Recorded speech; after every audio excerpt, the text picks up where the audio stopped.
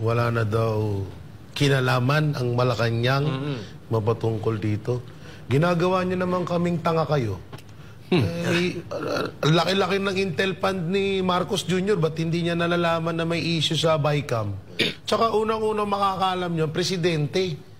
Hindi, anak ng teteng niya, ginagawa niyo naman kaming walang alam mo. Anong silbi ng Intel Fund ni Marcos kung lagi na lang siyang walang alam? Ano yan? Eto po ang Pangulong Bongbong Marcos, wala pong sinabing wala siyang alam. Oh. 'Di ba? At kung sasabihin nito ni J. Guevara na ginagawa daw siyang walang alam, no? Or ginagawa siyang walang alam ng administrasyon, wala ka naman talagang alam. Kasi unang-una pag nagbabalita kayo diyan sa inyong basurang studio, sabi nga ni J. Guevara, ang West Philippine Sea ay inaagaw na ng Korea. Ito po yung may sabi na Korea daw po yung nang-aagaw sa West Philippine Sea. Bobo. Wala talagang alam. Diba? Ito po yung mga sinabi niya. Gumagawa na naman ng kabubuhan si J. Guevara. Katangahan, katarantaduhan. Diba? Oo. Ganun po magsalita ang isang asong ulol. So bakit ko po nasabing asong ulol? Sunod-sunuran po Kahit mali, ipinupush. Sinabihan pa po yung Pangulo na tanga. Bakit po? Sabi niya tanga kayo Damay po ang Pangulo doon. Ang Pangulo pa yung naging tanga. Ang Pangulo may alam. Okay? Kaya nga sinasabi ng Pangulo, no, na hindi totoo yung mga blanco na yan. Kayo lang naman yung nagpupush. Diba? Ipinupush nyo talaga na sinasabi nyong meron talaga. Diba? Wala Alam nyo, J. Guevara, ako'y naaawa sa'yo. Kasi pag ikaw ay nasampulan at napatawag ka, hindi ka naman hindi ka naman iaharas dun Pag lang naman, pag ikaw ay napatawag diyan sa Quadcom, tapos hindi mo ma-explain yung mga katapangan mo dyan sa inyong studio, dyan sa Isiminay, ay lagot kang bata ka. Mukhang makakatikim ka or makukontempt ka. Yun po yung ating bibigyan ngayon mga pre. Ito po yung bibigyan natin ng reaction ngayon. And of course, si PBBM ay napuno na po. Mamaya meron tayong video na panunuorin patungkol dito kaya Pangulong Bongbong Marcos.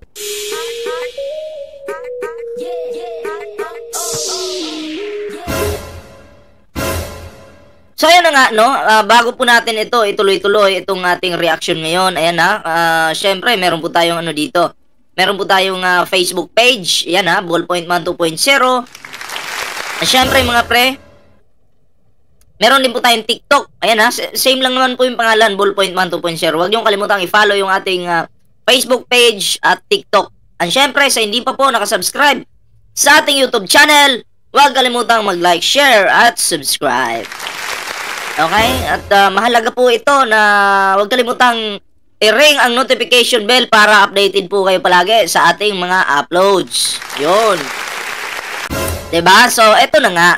No? At magbigay na po tayo ng reaction patungkol dito sa mga sinabi ng bobong ito. Wala naman talagang alam to Himay-himayin po natin yung kanyang sasabihin dito. Wala na daw kinalaman ang Malacanang mapatungkol dito. Ginagawa niyo naman... Wala naman talagang kinalaman yung Malacanang patungkol dyan. Bakit? Kayo yung nag-create ng issue Hindi naman yung Malacanang may issue. Ginawa nyo ng issue yung Malacanang at Pangulo. Diba? Anong kinalaman ng Malacanang sa ginawa nyong issue? Yun nga lang, pag may kapalpakan kayo na talagang paninira na sa Malacanang, siguro makikialam sila. Siguro makaka-receive kayo ng reward. Ganon. Pag kayo ay nabutasan talaga. Kaming tanga kayo. Tanga kayo. Gawa niyo naman kaming tanga kayo. Ginagawa mo naman kaming tanga kayo. Oh, ginawang tanga yung Pangulo. Yung kanyang katangahan, pinasa na naman kay Pangulong Bongbong Marcos. KO! Nang bobong ito. Diba? J. Guevara, nakalimutan mo yata. Anong sabi mo dun sa video mo? Oh. Ang West Philippine Sea inaagaw ng Korea. O sinasakop ng Korea. KO! Imbis na China yung nananakop, ng gigipit, dinamay pa yung Korea ng bugok na to. KO! Diba? Oh. Ang laki-laki ng Intel fund ni Marcos Jr. Ba't hindi niya nalalaman na may issue sa BICAM? Alam naman ng Pangulo na may issue. Yun nga lang, kayo yung gumagawa. Oh, mamaya may sagot yung Pangulo dyan. Okay? May sagot yung Pangulong Bongbong Marcos dyan. Kaya mamaya maganda-handa ka. Malay mo, J. Guevara, uy, at least pag napatawag ka sa Kongreso, ang isang bobo napatawag, at least, di ba? Proud ka. Oo, patunayan mo yan, ha? Yung mga sinasabi mo, J. Guevara, ha? KO! Lagot ka pag napatawag ka. Oh. Tsaka unang-unang makakaalam nyo, presidente. Hindi anak ng tete. Sabi ni Dada, mayos ka, J. Guevara. Huwag kang sasablay. Alam mo ba na diyan sa programa nila, diyan sa Seminay, no? Sa grupo ng mga bayaderos, ang pinakabobo si J. Guevara. Bakit? Pag nagsasalita po si J. Guevara, mga pre, nakaabang si Dada. Kumbaga, binabak-apan itong si J. Guevara ng KO!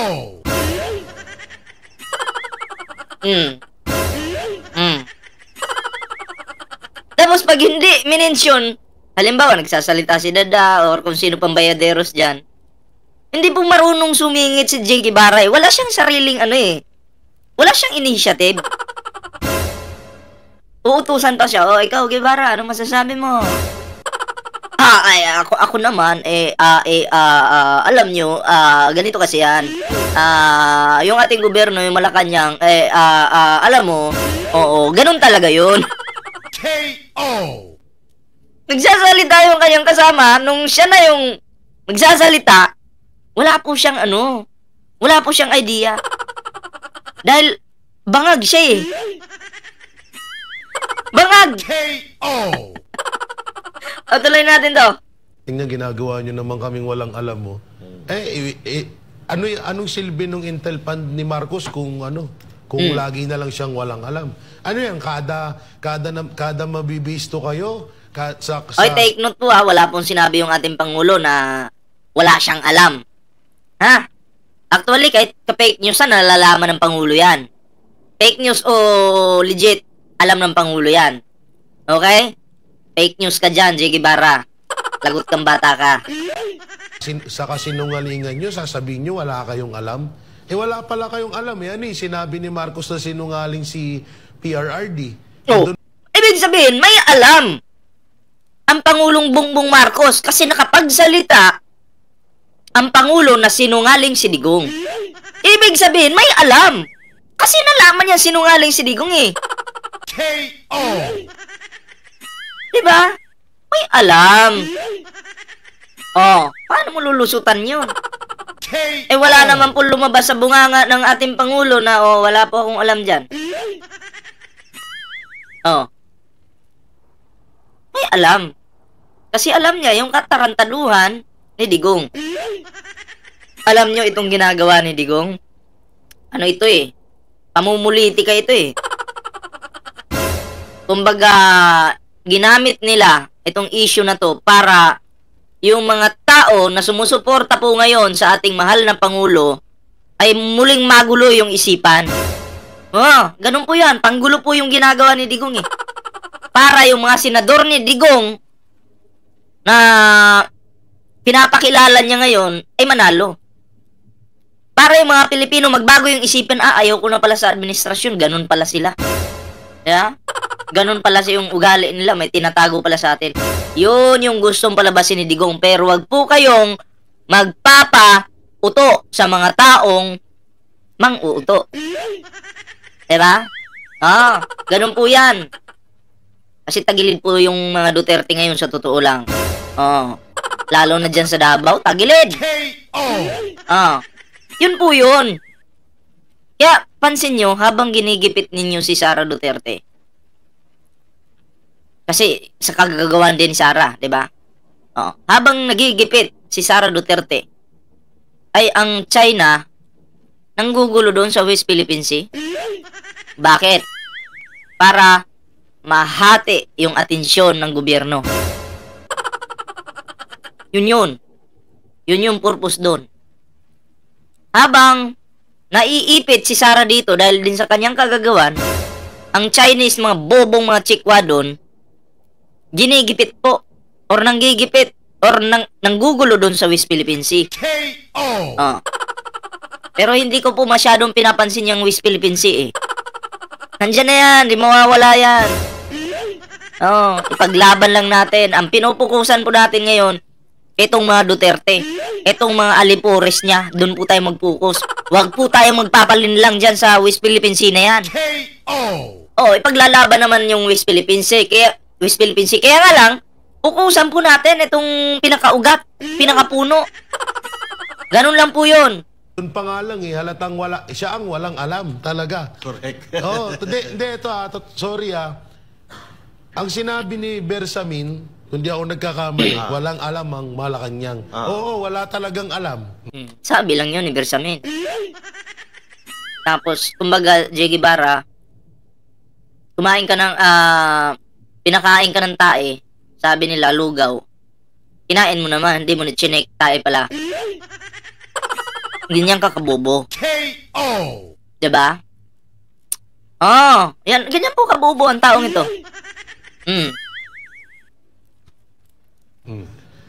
Yung sinabi ni Pierre RD, nag-react siya kahit hindi niya alam eh. Biruin mo, Tamo? anong sinasabi? Ang sabi nga ng Pangulo, walang blanco. Maghanap kayo sa DBM website, kahit isa walang blanco doon. Yun yung sabi ng Pangulo. So, ibig sabihin, may alam yung Pangulo. Sabi, hinamon pa nga kayo ng Pangulo eh. Kahit isa lang na blanco. Maghanap kayo kung may makita kayo. Kasi, pwedeng makita ng publiko yan eh. Ibig sabihin, may alam. Sapuking kita dyan. Bobo ka. About sa GAA, di ba? Sinasabi ni Pierre RD about sa BICAM report na may blanco. Hindi nga nila alam. So, hindi mo talaga alam. Ito yung talagang pinakamalinaw na talagang weak talaga tong leader na to. Weak nga yung leader. Si PBBM, weak nga. Kasi nanghuli lang naman si Kibuloy eh. Weak nga. Weak nga si PBBM. Kasi si Harry Roque nagtatago na eh. Weak nga Weak nga. Kasi yung mga vlogger-vloggeran, mapapatawag na sa Kongreso. Napaka-weak talaga ng Pangulo natin. Pero mo presidente ka, wala kang alam sa BICAM, sa national budget, sa BICAM report. Anong silbi mo? Pinapalabas pa niya dito na ang Pangulo natin walang silbi. Galing ang galing! Diba?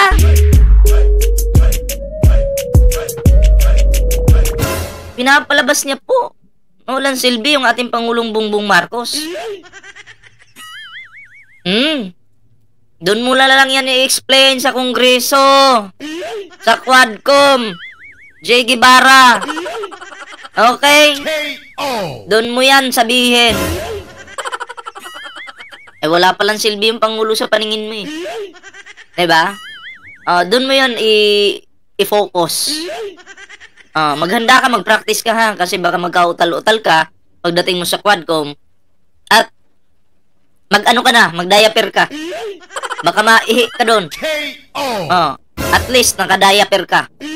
Yung super, yung pinakamalaking diaper na yung kunin mo. Okay nang ina mo ka.